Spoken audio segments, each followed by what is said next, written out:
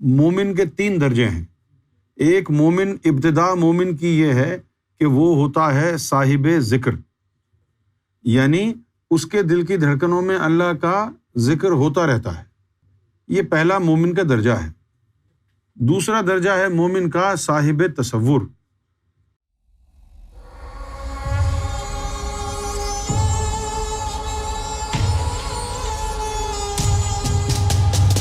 اسامہ لاشاری، میں نے سنا تھا کہ سیدنا گوہر شاہی انگلی سے دل پہ اللہ لکھ دیتے ہیں، مجھ پہ بھی نظر کرم فرمائیں، تھوڑا ایکسپلین بھی فرمائیں۔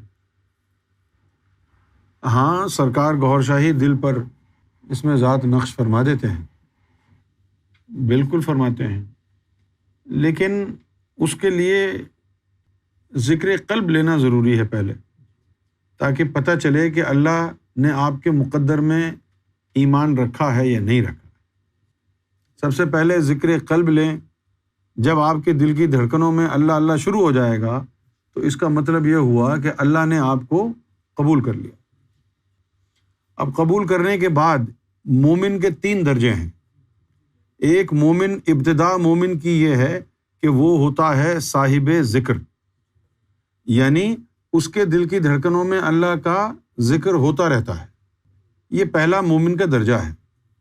دوسرا درجہ ہے مومن کا صاحب تصور، اس کو تصور بھی عطا ہو جاتا ہے۔ جب وہ تصور کرتا ہے تو دل پہ تصور میں اس میں ذات اللہ نظر آتا ہے، جب تصور کرتا ہے، نہ کرے تو نہیں نظر آئے گا، اس کو کہتے ہیں صاحب تصور۔ اور تیسرا اور سب سے بڑا مومن کا درجہ ہے صاحب اسم، اس میں اللہ تعالیٰ اسم ذات سنہرے الفاظ میں انسان کے قلب کے اوپر نقش کر دیتا ہے، اور اس کا قرآن مجید میں حوالہ بھی ہے کہ اولئک کتب فی قلوبہم الایمان، کہ وہ ایسے لوگ ہیں کہ ہم نے ان کے دلوں پر ایمان لکھ دیا ہے۔ اب جس کے دل پر اسم ذات اللہ نقش ہو جائے اللہ کی طرف سے، تو اس کے دل کی دھڑکن اگر ذکر نہ بھی کرے تو وہ اسم ذات کو ٹکراتی ہے، اور اس کا ذکر 1.25 متصور ہوتا ہے اللہ کی بارگاہ میں۔ تو اسم ذات کسی کے قلب پر اللہ کی طرف سے نقش ہونے کا مطلب یہ ہے کہ اس کا شمار عاشقین الہی میں ہوگا، جنت الفردوس کا مستحق ہوگا، اور ایک نہ ایک دن اس کو دیدار الہی ضرور بالضرور ہوگا۔ یہ مطلب ہے اسم ذات کے نقش ہونے کا دل پر۔ صحیح ہے بھائی؟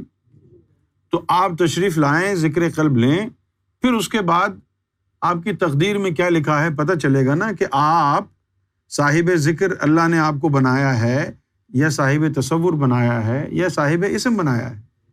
اگر آپ کو اللہ تعالیٰ صاحب اسم بنانا چاہتا ہے تو سرکار گوہر شاہی آپ کے دل پہ لکھ دیں گے، جب اللہ کا حکم ہو جائے گا تو لکھ دیں گے فوراً۔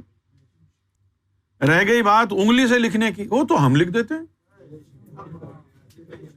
انگلی سے لکھنے کی کیا، دل کیا، ہم تو حجر اسود پر بھی لکھ دیتے ہیں۔ حجر اسود کیا، ہم تو چاند پر، سورج پر بھی یہاں سے بیٹھے بیٹھے لکھ دیتے ہیں۔ اس کے سامنے ہم نے لکھا تھا، فرید کے سامنے حجر اسود پر جو لفظ محمد لکھا ہوا ہے وہ ہماری ہینڈ رائٹنگ ہے، ہم نے تو بھائی یوں ہی ہوا میں کیا تھا۔ وہ جو تابوت سکینہ جبریل کے ہاتھ میں ہے، اس کے اوپر یہاں کا نقش چلا گیا، نقش ہو گیا۔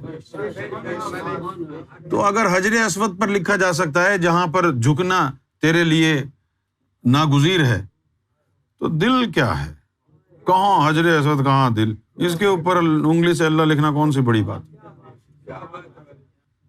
لیکن ہمارے لکھنے سے فرق کیا ہوگا، ہمارے لکھنے سے کیا ہوگا؟ مزہ تو تب ہے نا کہ جب اللہ کی طرف سے منظوری آئے۔ ہمارے لکھنے سے تو جنت الفردوس میں تو نہیں جائے گا، وہ تو ہم اپنی طاقت سے لکھیں گے، وہ تو ہم اپنی طاقت سے لکھیں گے نا بھائی۔ اور جو اللہ کی طرف سے عطا ہوگا وہ اللہ ریکوگنائز کرے گا، اس کو تجھے جنت الفردوس میں بھیجے گا، تجھے دیدار الہی بھی کرائے گا۔ تو ایک اللہ کی رضا ہے اور ایک نیچے اللہ کے بندے کی رضا ہے۔ ہاں، وہ اگر بندہ اللہ کو یہ کہے کہ جی یہ بندہ جو ہے بڑا آپ سے پیار کرنے والا ہے اور اس کو کسی سے لالچ نہیں ہے، تو جو ہم نے لکھا ہے تم کو اس کو اپنی طرف سے ہی لکھا سمجھو۔ تو کئی واقعات ایسے بھی ہوتے ہیں، وہ کہتا ٹھیک ہے مان لیتا، تو آؤ تو صحیح، تم ذکر تو لو، اس کے بعد کہاں کہاں لکھا ہے یہ کہانی چھوڑ دو۔